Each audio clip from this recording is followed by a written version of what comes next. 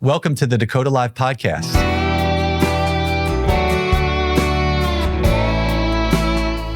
I'm your host, Robert Morier. The goal of this podcast is to help you better know the people behind investment decisions. We introduce you to chief investment officers, manager research professionals, and other important players in the industry who will help you sell in between the lines and better understand the investment sales ecosystem. If you're not familiar with Dakota and our Dakota Live content, please check out dakota.com to learn more about our services. This content is provided for informational purposes and should not be relied upon as recommendations or advice about investing in securities. All investments involve risk and may lose money. Dakota does not guarantee the accuracy of any of the information provided by the speaker who is not affiliated with Dakota. Not a solicitation, testimonial, or an endorsement by Dakota or its affiliates. Nothing herein is intended to indicate approval, support, or recommendation of the investment advisor or its supervised persons by Dakota. Today's episode is brought to you by Dakota Marketplace. Are you tired of constantly jumping between multiple databases and channels to find the right investment opportunities? Introducing Dakota Marketplace, the comprehensive institutional and intermediary database built by fundraisers for fundraisers.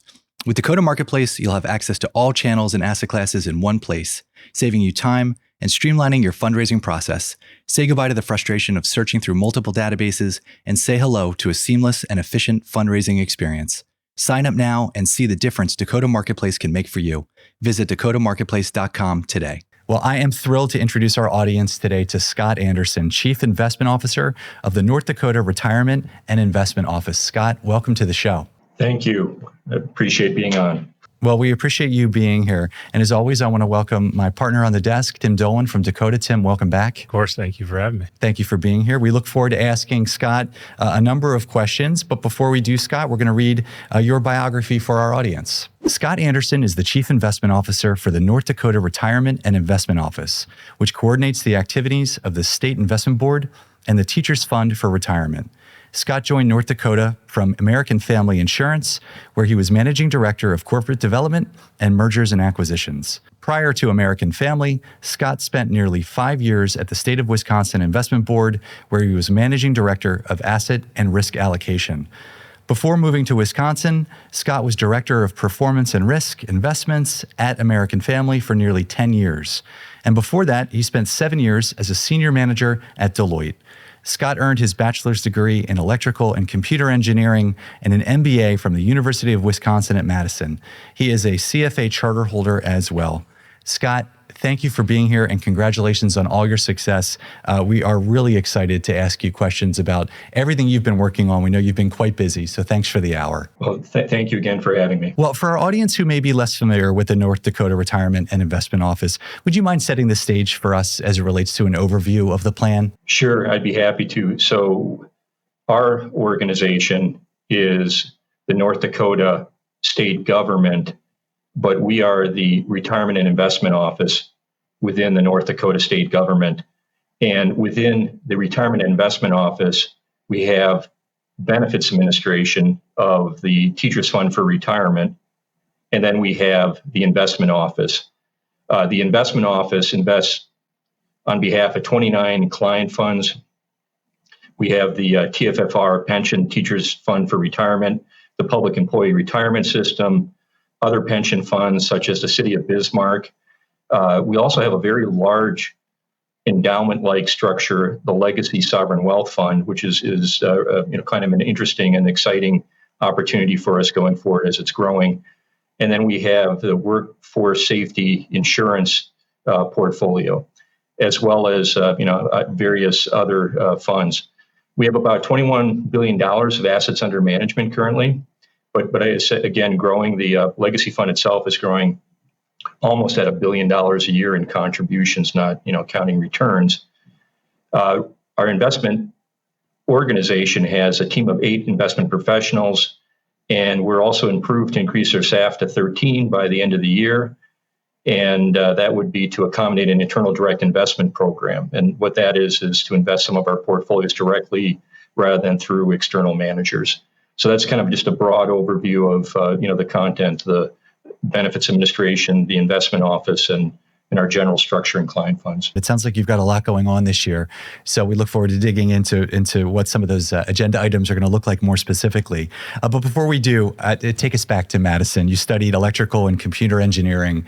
Every good engineer has a plan. What was your plan? Well, it's interesting. I've always been fascinated by technology. And I try to think about why that might be. And I remember, I grew up in the era where there were a lot of space activity, landing on the moon, et cetera. Even in second grade, we had a reader where some little boy's father was, a computer scientist and, helping his son, program a computer. And I was fascinated by that book. And then I followed technology. And I remember one year, it must have been like maybe 1976 when I was about an eighth grader looking at a Popular Electronics magazine. And there was this article about this Cosmic Elf 1365 chip. It was like the really early days of microcomputing. And I said, man, I have to have one of those. So I mowed lawns. And eventually, like about a year later, I was able to acquire my own TSR-80 computer, 16K RAM. And actually, I got so into it, I was coding machine code to operate the computer early on. I started high school. There was a computer program in high school. And then high school, I was kind of ahead of what they were doing. And so they gave me independent study. And then they had take me around the state in programming contests and all kinds of stuff like that. That said, there's another thread in my life is that I come from an entrepreneurial family. So my father had a business, and that's where I was mowing the lawns and then later performing other activities for the family business. And so I was always very interested in business.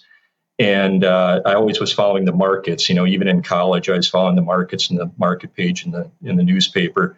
My roommates would even tease me about that. I had a plan in mind when I was in undergrad for electrical and computer engineering that I would go on for my MBA. That was somewhat of a popular career back then. Getting a technology engineering degree and then getting an MBA. And so I had that in mind, and really I was even taking economics classes, and when I graduated, I took an accounting class. So I was preparing myself, for that MBA path anyway. But my first job out of school was with AT&T. This was right after deregulation of telecom, and I was designing and developing telecommunication systems. And that was, for the engineers out there listening, that was Unix internals back in the early days, of Unix. So we were actually developing, it was a real-time fault-tolerant operating system that operated the telecom network.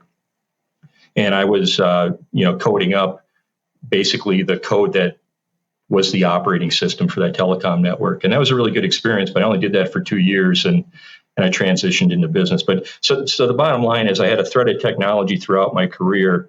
And then I've had a thread of, business and markets throughout my career. And it's interesting how those two have converged. And even this idea in, technology about technology being used to communicate faster and better, technology used to solve problems faster and better. And then, thinking about information and, really the whole investment industry relies on having advantages in acquiring and processing information. So that's kind of sums up how I got there. No, it's helpful. Thank you for sharing that. I teach at that intersection of engineering and entrepreneurship. So there's a lot to be gleaned from that. But when you think about all of your experiences leading up to North Dakota, that intersection of those familiar aspects of those roles through the years, what have you kind of put together, if you will, to take you to North Dakota today? What are some of the experiences that you gleaned and have taken with you? Yeah. So when I think of that, I think of maybe four major buckets. It would be my engineering experience, my Deloitte experience, my American Family experience, my state of Wisconsin investment board experience.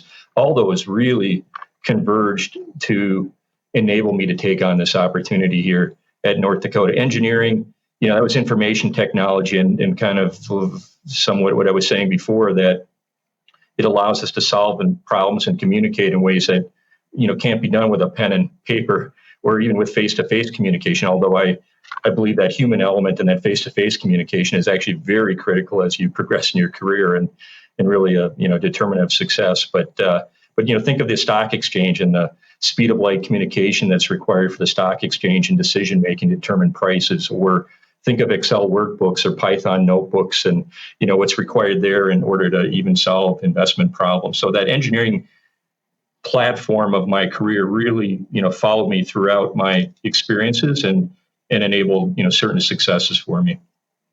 The Deloitte experience, I'll say, was a really, really important transition for me in the sense that it's almost like a polishing experience for me, because I joined an organization that was, their global consulting practice, and I was in their global strategy consulting practice. And Deloitte has, some of the most talented professionals in the world, and it's designed as an organization that helps other organizations create strategies and change. And so I learned that whole process. So the consultant process taught me strategy, how to look forward to your goals and then reason back and what steps are required to achieve those goals, whether it's in a work plan or a, implementation kind of project, or even personally. It also taught me a transformation process. So I think subsequent to Deloitte, I see everything as really a continuous transformation process. And there are certain kind of repeatable activities in the transformation process that enable an organization to achieve a higher level of capability, but then to sustain that higher level capability in a competitive market.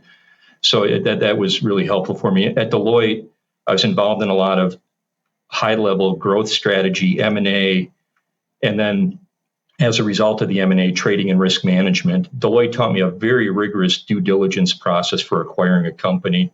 What are the values of value drivers of a company, and then even what's required once you acquire a company to make sure that that company performs at a higher level than what you acquired it for, because you got to achieve a value to pay for the cost of the transaction. And then lastly, Deloitte introduced me to trading and risk management, which I found to be an incredible foundational technology enabler for an investment organization. I often say to our board, investments are operations, operations are investments. So, you have to have a methodology, but that methodology, because of the complexity and the amount of information that needs to be processed, needs a really solid infrastructure, and that infrastructure is a trading and risk management system. So I'm saying a lot about the Deloitte experience because it really shaped how I interacted with the business world after that. And then at American Family Insurance, that really is where I learned the nuts and bolts of an investment organization. So, how do you manage cash flows, asset liability management, portfolio construction, derivatives overlays, manager selection, monitoring and termination, active risk management, fund level portfolio management, insurance and pension allocation, managing funds with a combination of internal and external managers, hiring, managing and retaining a team. All the skills that I think were necessary to learn to become a chief investment officer. I think many professionals, particularly technical professionals, kind of get caught in a silo, and that's okay if they want to, only excel at their technical or functional role. But if they want to expand beyond to higher levels, senior level management, I think it's critical for them to know that, the people skills, the managing skills, the leadership skills, the interacting with stakeholder skills really are what's required to succeed at those higher levels. So what gets you there isn't necessarily what's going to, get you to the next level. And so this was an experience to me that helped me with those sorts of capabilities. I also worked on some corporate development M&A activities because I had this M&A background, and so American Family itself was going through a transformation when I joined, and I think the organization recognized my skill for that. So I was involved in other activities like M&A activities, and that later led to my coming back to American Family Insurance as managing director of corporate development M&A, and we completed an acquisition of Ameriprise's home and auto business and some insurance techs while I was there as a managing director of corporate development M&A.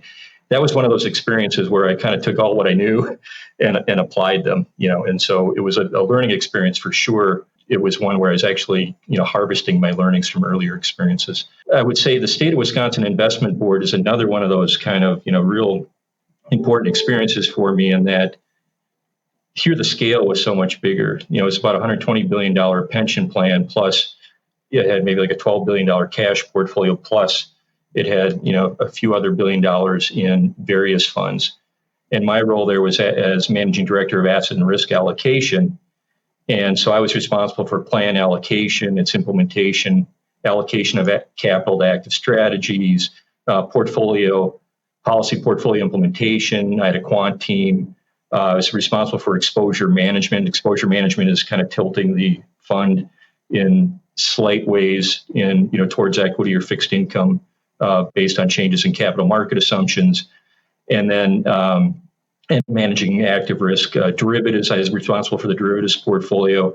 I had an index team for a time, so we had a large equity index portfolio, and I had a risk arb team report to me for a time. And the risk arb team, evolved out of the index portfolio. As you learn, what the corporate events are going to be in an index portfolio, you're able to take that information and then use that to construct a risk arb portfolio. And so that was a successful portfolio in that. I was very fortunate to have a very talented team, working for me.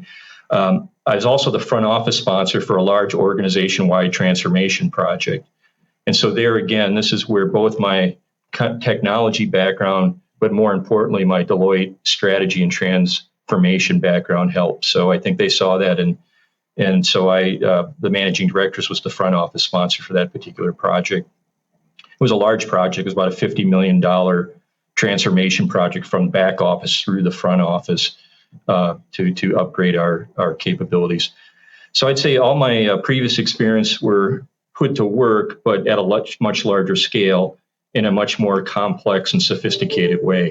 So we had a large levered allocation, a $120 billion plan that was levered. So we actually levered the allocation. We got the best return per risk at the plan level. And then we leveled, so we were traveling along the capital market line. So we leveraged it to get the right return. So it's a way of getting a little bit more efficient as a plan. We also had some really sophisticated internal investment strategy. So we even had an internal hedge fund that we were operating, or they still operate at State of Wisconsin Investment Board. So I think, all my experiences kind of led up to that. But then when you come to this, North Dakota, now I've got this set of skills that's transformation, but I come to North Dakota and it just is at the point where it can start to take advantage of some scale economies. My mission has, since I've been here, is to help move the North Dakota plan to the next level. It's really blessed with, 29 client funds and $21 billion and growing. And in a way, blessed with the fact it's kind of have a clean slate. It doesn't have some of these 30-year-old processes that you have to take down and put new ones up.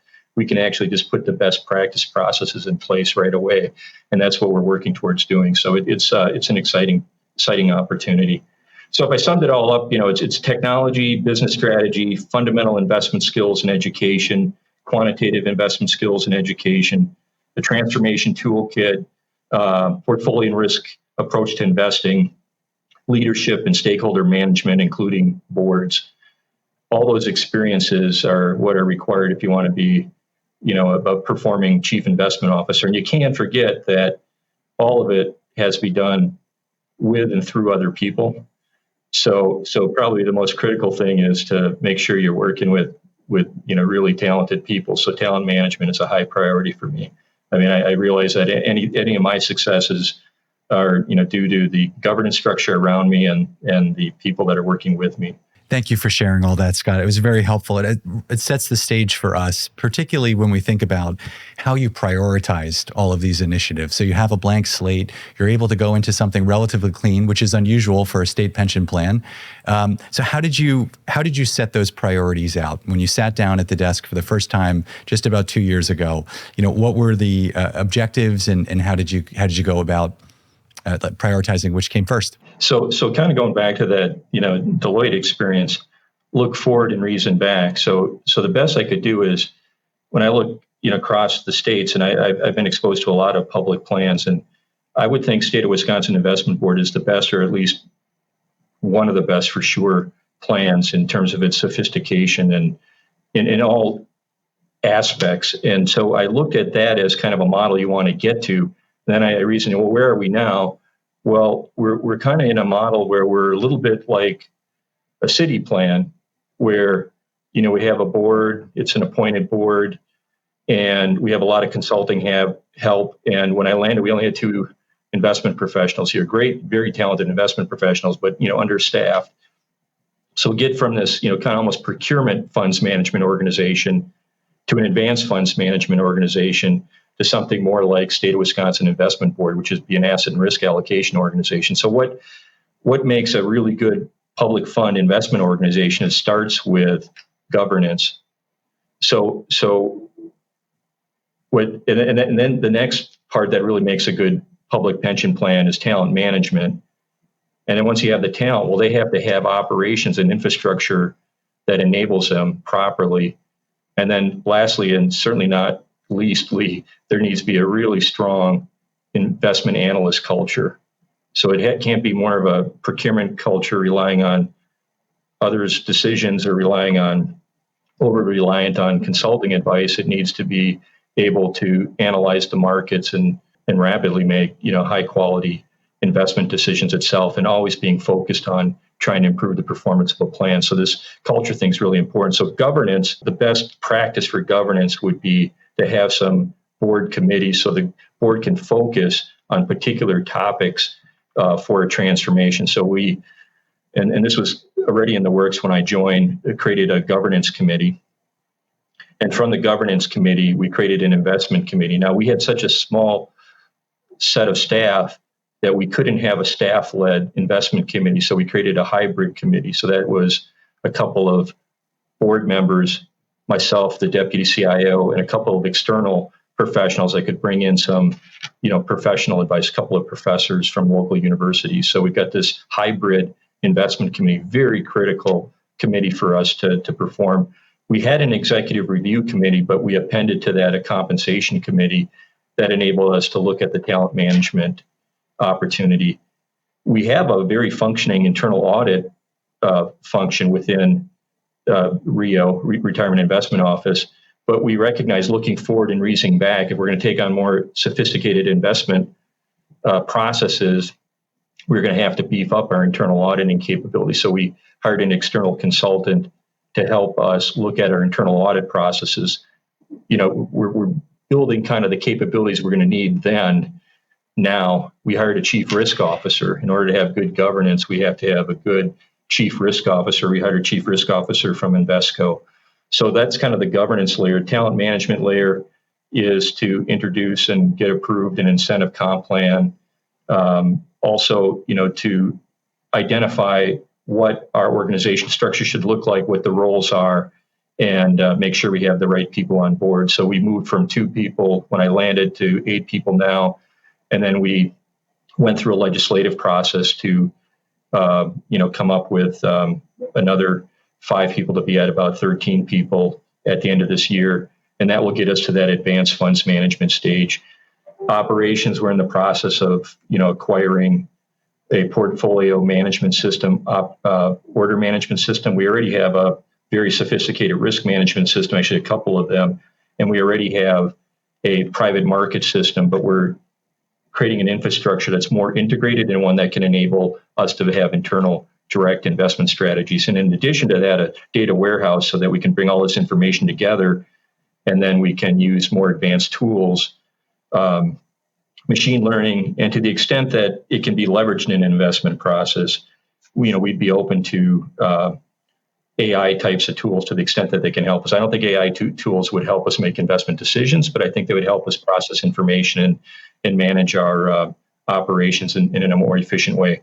And we actually have a state drive to incorporate AI tools into our processes where possible. Our governor is the former CEO of Microsoft's business solutions practice. And so the entire state is very commercial oriented and very, focused on being innovative and transformative. Well, you can definitely ask AI to help you with your to-do list, because it is unbelievable how much is going on, but it's exciting for us to hear about. Thank you for sharing all that. Scott, as we kind of segue and transition into the investment operation there at the plan, I'd love to just touch on a little deeper on the investment team. Obviously, you've hired some individuals. You touched on that capability of investment analyst. Have you broken out kind of areas of coverage or focus for these new individuals? I call them verticals. And the way to think of it is that we have an investment organization. We have a risk vertical that's a active risk management vertical that's involved in all our investment decisions. So it's helping, assisting, quantitatively with, portfolio analysis, but also looking at the various risks of various investment decisions. We have a public markets funds management vertical. So this would be a vertical that's responsible for selecting and monitoring, and we're required terminating external investment managers. So it builds this external investment manager portfolio to optimize active return per active risk with external managers. We have a private markets vertical. The private markets vertical is responsible for all things private markets. Now, clearly, you get to areas like private debt. There's kind of an overlap in terms of private markets and public markets, and that's where we work in a very coordinated way.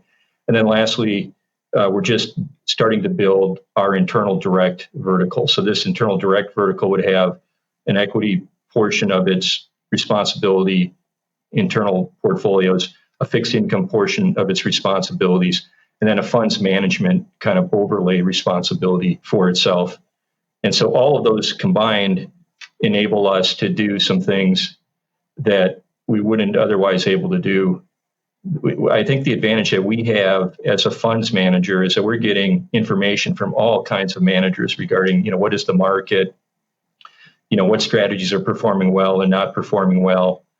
And we also know the various returns and risks of our manager, but our managers don't know the returns and risks of all our other managers. So we're the ones that really have to be responsible for constructing our portfolios of this fund of funds managers, making sure that they're at the right size and have the right performance from an active return per risk, but at the same time, maintaining fidelity with our overall asset allocation, because we think that's our number one source of return and risk. So we're really, at the end of the day, an advanced funds management organization that uses advanced techniques for portfolio construction and optimizing the performance of our client funds. So that's kind of the layout. So within the public markets vertical, we have our deputy CIO, we have a senior investment officer, and we have an investment officer. Within our risk vertical, we have a chief risk officer and a risk officer. Within our private markets vertical, we have 2 senior risk officers. They have a big agenda. They're very busy. And then for the internal direct, we'll have 2 portfolio managers, an equity, a fixed income portfolio manager, 2 analysts, an equity analyst, a fixed income analyst, and then a funds management analyst. No, that's a insanely helpful overview, and obviously a lot of thought and consideration have gone through each of those verticals. So thank you for that overview. Can you touch on any relationship you may have with an outside consultant in regards to the investment process? Do you work with anyone helping you vet managers or source ideas from an outside manager standpoint? First of all, we always use an investment consultant when we allocate for a particular fund, but we're very active in developing what our methodology is and making decisions regarding what our asset allocations are, and then they're finally approved by the investment committee and the board. So, it goes through a governance process. So it's not, just a consultant that would make an asset allocation decision. They would bring to us, what their capital market assumptions are and some modeling, and then, we work through various alternatives. Regarding manager selection, as you move from being kind of like a city-size fund that's smaller, a few $1 billion, to an advanced funds management organization to something even larger, there's kind of a natural evolution in terms of your use of consultants. I think, when you're a very small plan, you have very few staff and you act more like a procurement organization than you do like an investing organization. Rio, when I landed, was more of a funds management organization where it was, actively searching for its own managers, then asking the consultant regarding, what their thoughts are for the manager. We're carrying that process forward, but I think we're becoming even a little bit more advanced in terms of when we look at managers, we look at, in a perhaps a more sophisticated way, how a manager would impact our portfolio construction.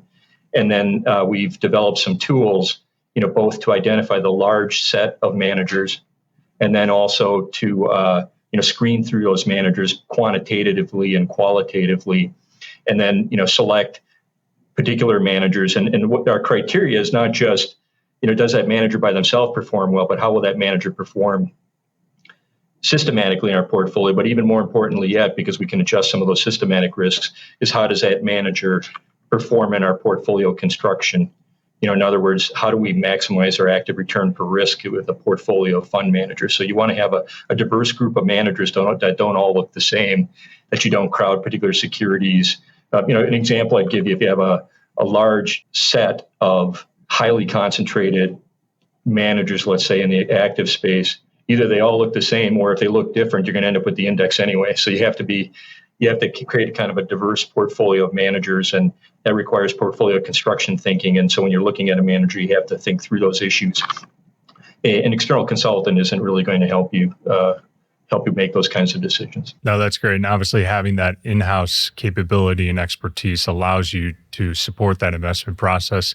Can we dig a little deeper into that underwriting process?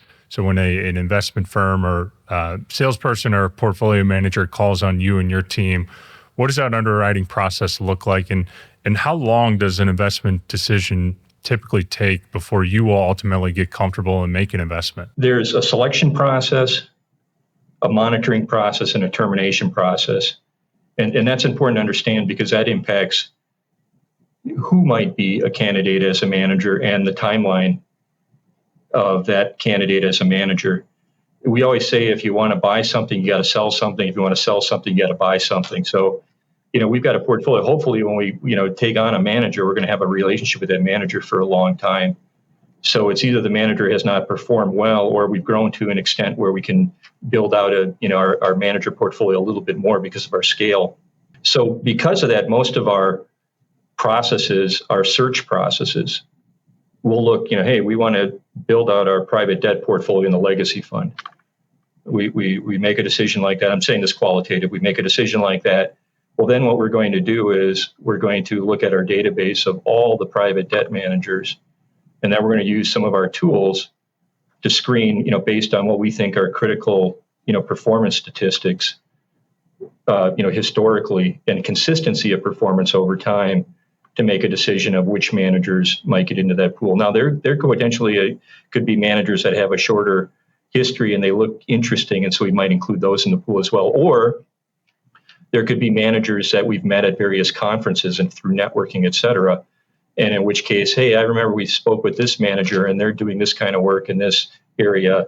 Hey, why don't we put them on the list and at least have a conversation and see what they can deliver. So that's generally how a manager kind of gets incorporated into our process, and that process can take several months. Now, if we meet a manager at a conference, or we see a manager maybe in our database, kind of accidentally in a certain category that seems to be performing well, we're kind of watching that manager. It could take years, because we may not have a reason for switching managers. We might have really good portfolio managers, and it might just not be worthwhile to go on a search for someone to replace our existing good manager. In other words, if we're going to sell our existing good manager, that bar is really high for a manager to replace them. So it could either be months if we have a search process, or it could be years if we don't have a specific place in mind for a given manager. No, that's great. And Scott, our audience is largely investment sales professionals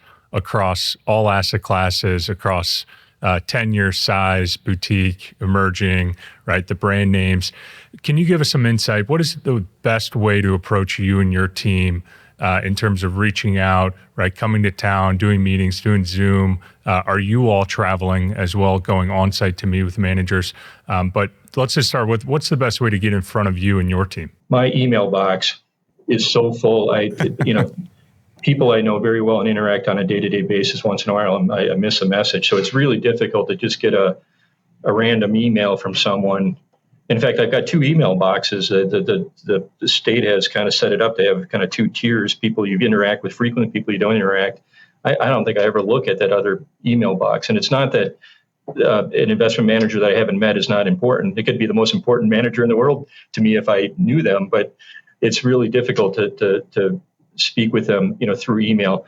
Also by phone, voicemail, our voicemail box gets so full with calls that it's just difficult to. I think the best place to meet up with managers we haven't met with are at various conferences. If I'm at a conference and I see a manager and they're presenting and they have something really interesting to say, that will catch our eye. Or occasionally, we might be at a conference and we might be, talking with someone who says, "Hey, have you met this manager?" And they might introduce us to them, and we'd say, "Okay, yeah, I'll talk with them."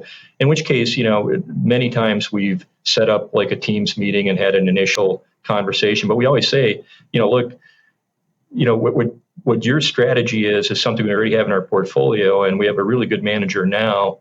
Your performance, is comparable. Your performance is better, but whatever. We basically would say, it's a big bar for us to make a decision to change a manager, bring you into our portfolio. So it's a longer process when it goes through a channel like that.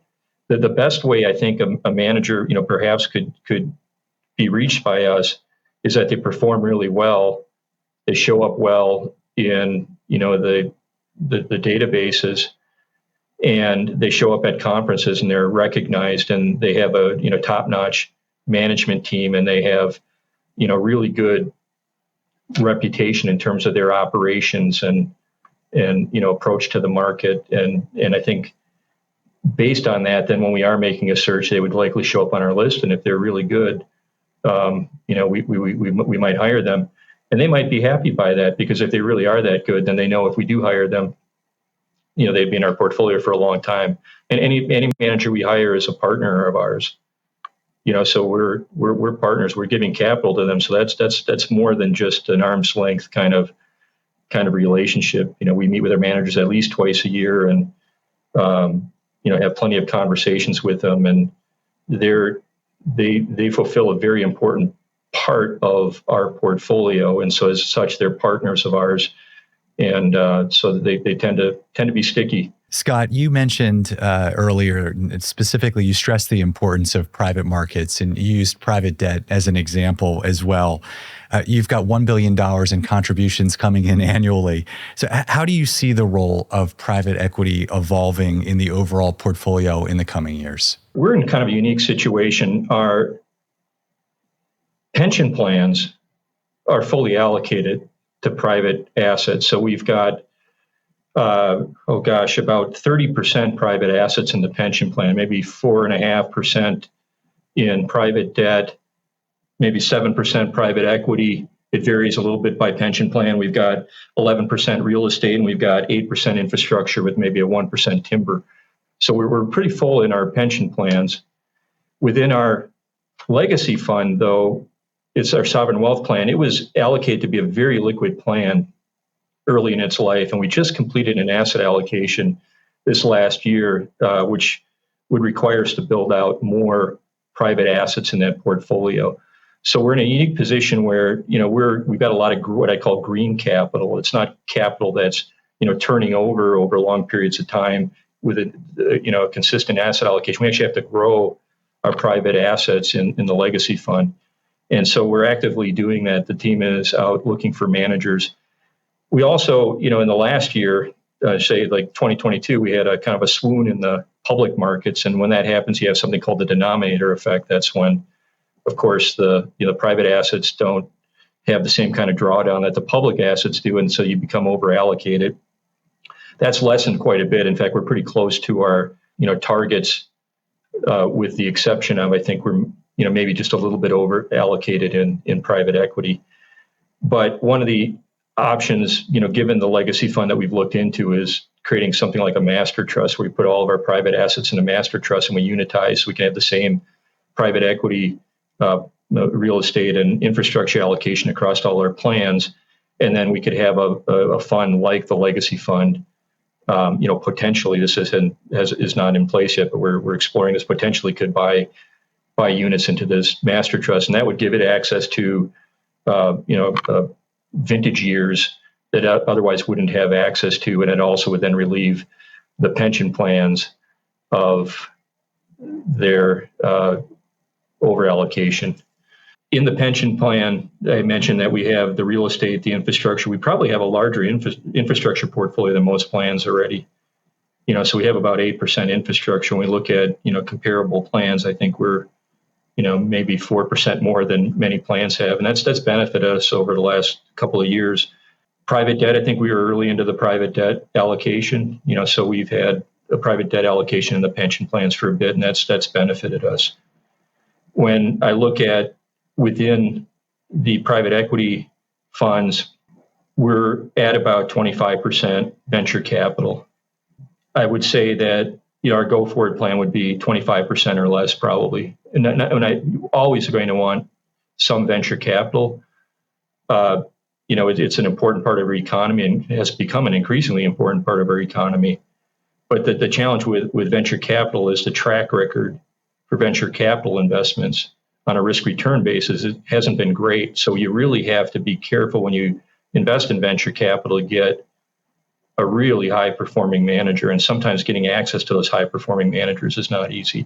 So I think we want to allocate capital to private markets where we feel that we're going to get an advantage of in private markets over public markets. We think of private markets as a strategy as opposed to an asset class, and so we want to allocate capital to private market investments only when we feel confident that private market investment is going to exceed, the return and risk characteristics of the public market asset classes. No, very helpful overview. And obviously across those asset classes, even within private equity, hearing that allocation to venture, I'm sure a lot of our listeners, their ears perked up, which is good. And again, going back to my comment, a good amount of our audience, again, are working with brand name funds, some of the larger ones, but a lot of them are working at some either newer ones, boutique, which leads me into the emerging manager conversation, right? We see a lot of your state pension peers have a dedicated emerging manager program, certain qualifications. Maybe to start higher level, do you all, one, have an emerging manager program? And if so, what is your definition of an emerging manager? And then we'll go from there. Let me make a distinction. We have the legacy fund and we have an in-state investment program. And within that in-state investment program, we have an equity sleeve, a private equity sleeve. And within that private equity, it's meant for growth capital in the state of North Dakota. So we do invest in, I would say, earlier stages of companies in North Dakota. And a lot of those managers are what I would call emerging. The general philosophy we have is that a manager has to have a track record. Now, it could be a new entity with principals who have a track record that they're taking with them that we might be interested to take a look at. But it's really difficult, particularly in the private markets. We're fiduciaries. We got to get the best benefit on behalf of our beneficiaries, the best return per risk at an appropriate level risk of comparable assets. And so it's difficult to justify, well, let's just kind of shoot from the hip and, hey, they're new, they're kind of like these guys, so let's just invest in them. We really have to have a rigorous underwriting process and know why, what the sources of value of the particular manager is, and, what's the likelihood of that manager, providing us a durable return stream. And then, what are the capabilities of the manager, even of managing itself in terms of its operations?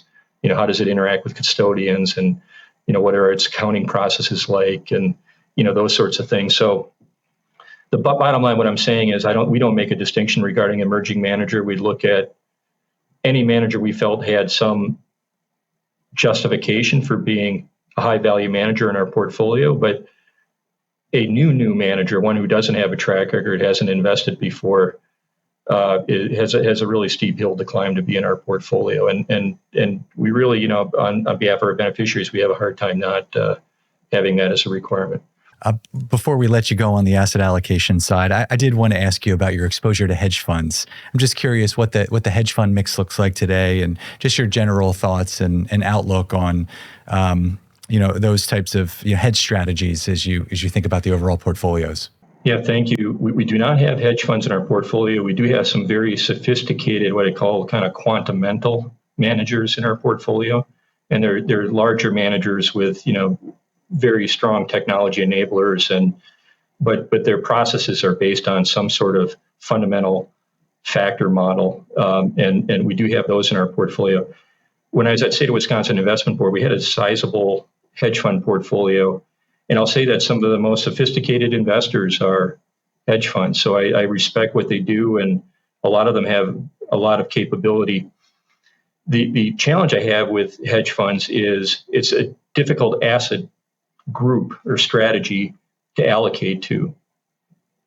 So again, if we want to buy something, we got to sell something. So if I want to put hedge funds in our portfolio, I've got to sell some other systematic risk to put the hedge fund in. Hedge funds typically have a lower return.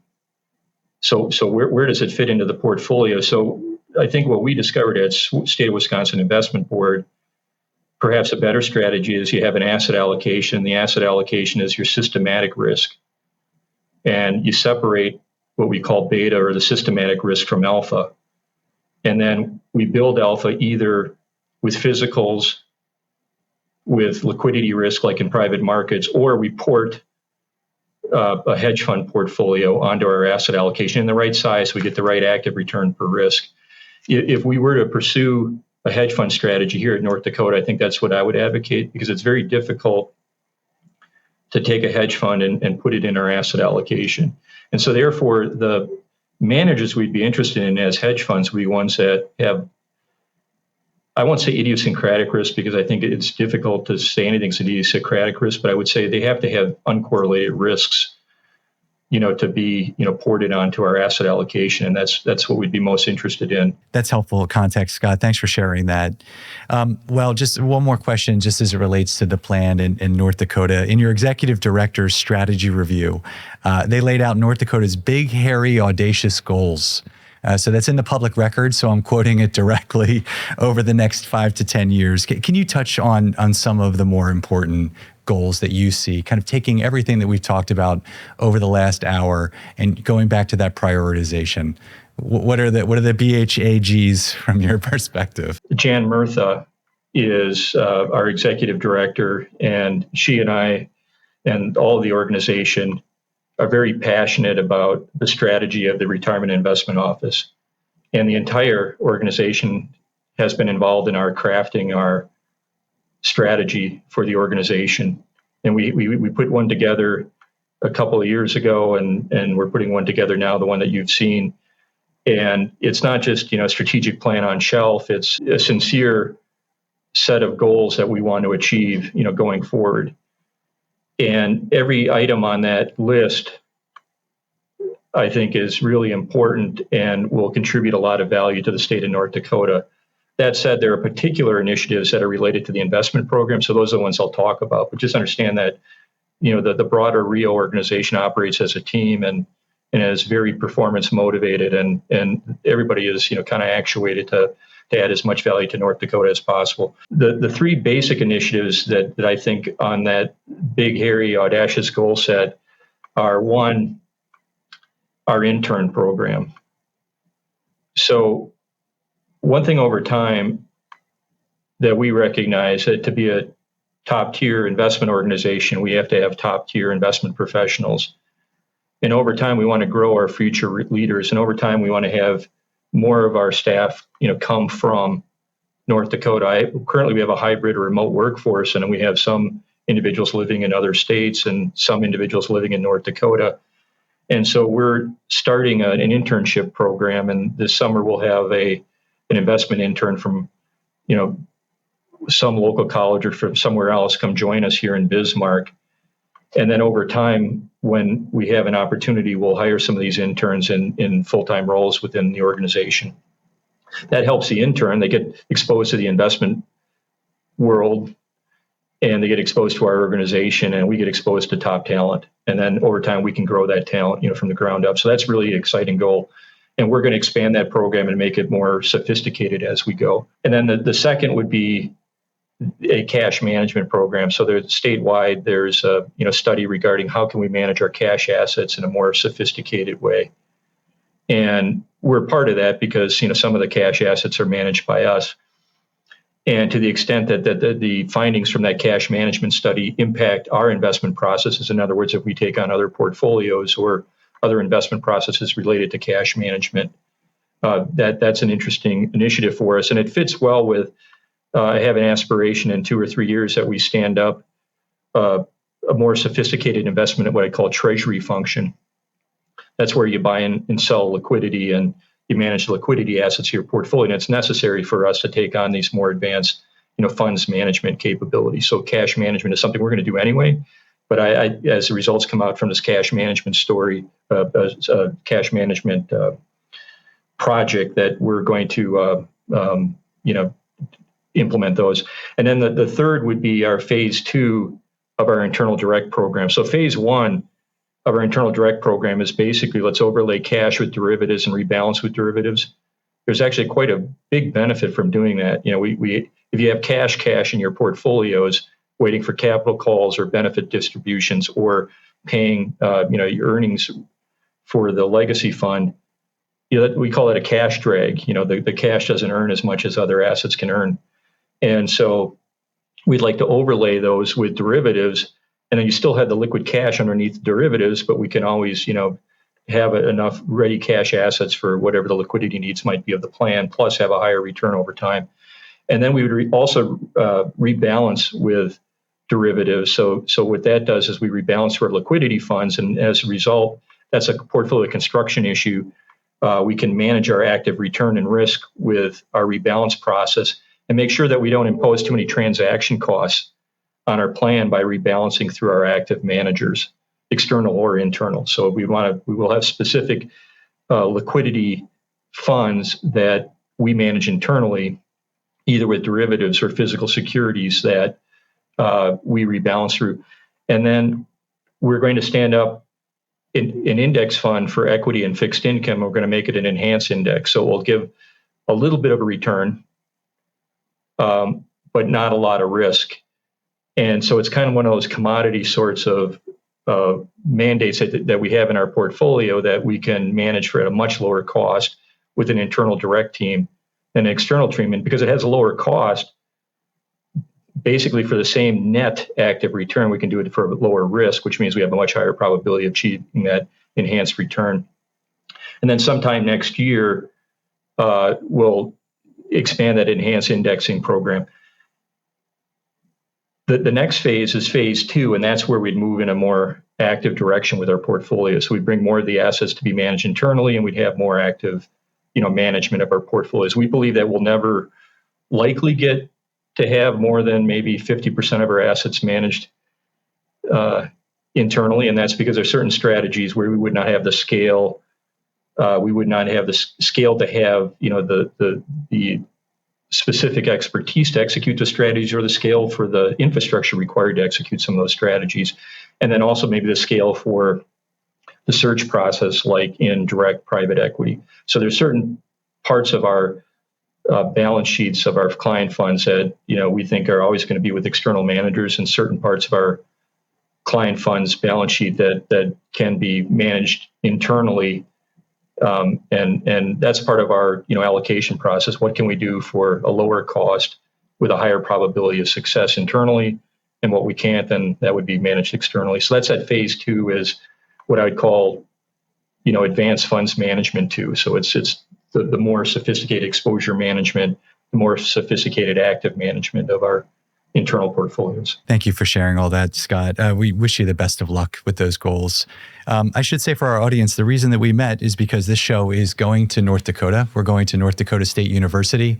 At the end of the month, we're going to be speaking with some of those students you're going to be recruiting as interns. So I will make sure to let the audience know that you are in the process of building out that internship program. I think that's incredibly exciting. It's music to my ears as an educator, so I wish you the best of luck with that as well. Thank you. Well, just 2 more questions for you, and then we'll let you go. We know you have a busy day ahead of you. But when we look at the current environment, I like to look for locals and local quotes. Lawrence Welk said there are good days and there are bad days, and this is one of them. So when you think about just what markets are presenting on a day-to-day basis, what principles guide you to ensure the long-term sustainability and growth of the North Dakota assets? Yeah, thank you for that question. And I think you kind of said it, long-term, that's the word. It's interesting. There's a chart that I think you can find in, the JP Morgan Guide to Markets. And it shows, what is the range of returns for equity and fixed income on a 1-year basis, a 3-year basis, a 5-year basis, a 20-year basis. And it's interesting how you get this wide dispersion for equity on a 1-year basis and not as much dispersion for fixed income on a 1-year basis. But you get out to 20 years, and there's never been a year where equities haven't returned more than 6.5%, 7% over a 20-year period. And so the long term is really important, and we're long-term investors. That said, because of our scale, we have an opportunity to allocate well. And basically what you're doing when you allocate, each sliver of capital that you're allocating basically conceptually is the highest returning sliver of capital for a particular state that the economy is undertaking at any point in time.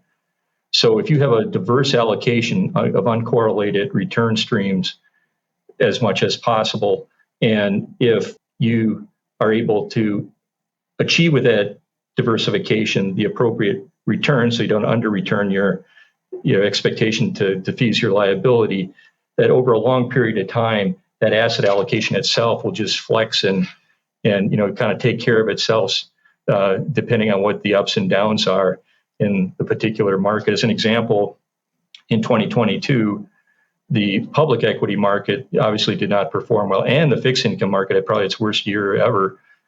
But our infrastructure portfolio and our private equity portfolio, and even then our real estate portfolio, performed okay.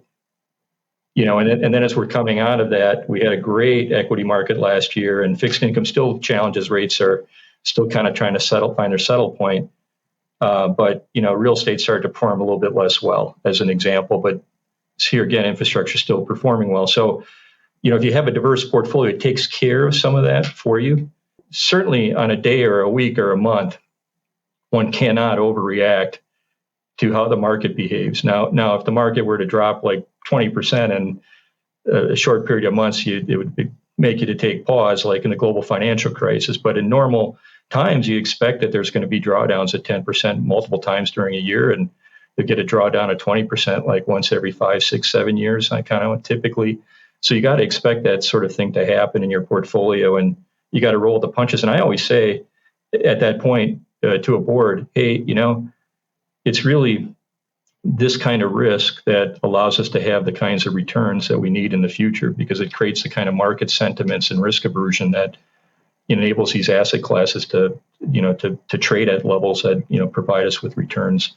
Wonderful. Thank you for sharing it. One last question, and the question we like to end our podcast with are the people who were most important to you over your career, the mentors that have stayed with you and have lasted through all these years. Yeah, thank you for that question. I'll tell you, I have been so blessed with so many good colleagues, so many good leaders and mentors. It's hard to name them all. And, I go back to, CEO of a company that I performed duties as a corporate development executive, a chief operating officer of Deloitte that was the managing director of our Deloitte office, another managing director of my Deloitte office who became the head of the global M&A practice, another who from my office became the head of the global energy practice, another who became a couple who became vice chairs of Deloitte. Those exposures were priceless in terms of being able to observe extremely high quality professionals in action. How they communicated, how they held themselves up in front of the public, and decisions that they would make and how they'd make their decisions. And I think of at American Family, our chief investment officer, and later became head of our P&L and our innovation practice. And I think of David Villa at State of Wisconsin Investment Board, a very creative guy that really drove SWIB to be a very commercially oriented state investment plan. All of those experiences really, really helped me. And in fact, I think if I didn't have them on average, I'd be probably less well off than most. I was just very blessed to have these people around me. But one thing I noticed about all of them is they were all had goals. They were all driven for a mission. They were all constantly in action. They weren't like pie in the sky dreamers. They were like, I want to achieve this. This is a way we can do it. Let's go do it. Well, does it work or not? Well, maybe not. Well, let's do this. Did it work? Yeah, it did work. Do more of that. They're guys that just are in motion and constantly achieving. And I learned from them that, it's not just about talking and thinking. It's about actually acting and doing. The acting and doing. And then secondly, they were all very much people. They were all, very good interpersonally, and they cared about other people. They were always mentoring people. They're always trying to help people advance in their careers. And I think probably they probably had similar experiences. Others were helping them in their careers and, passing it on. But it's that kind of person who's, very, people oriented, that's able to solve problems, because all problems need to be solved through people. So these are people who are high achievers, always in action, always interacting positively with other people, always trying to help other people. And that's what I learned from them. And I probably don't even do them justice, but I hope over time I can. So I'm sure you have, Scott. Thank you for sharing all of that. We greatly appreciate it. Thank you for taking time to be here today. Congratulations on all of your accomplishments. We wish you the best of luck going forward. We know there are a lot of goals. You're going to have a lot of actions in front of you that you're going to need to accomplish, but we absolutely wish you all the best. So thank you for being here. Thank you. Thanks for having me on the show. If you want to learn more about Scott and the North Dakota Retirement and Investment Office, please visit their website at www.rio.nd.gov. You can find this episode and past episodes on Spotify, Apple, or your favorite podcast platform. We are also available on YouTube if you prefer to watch while you listen.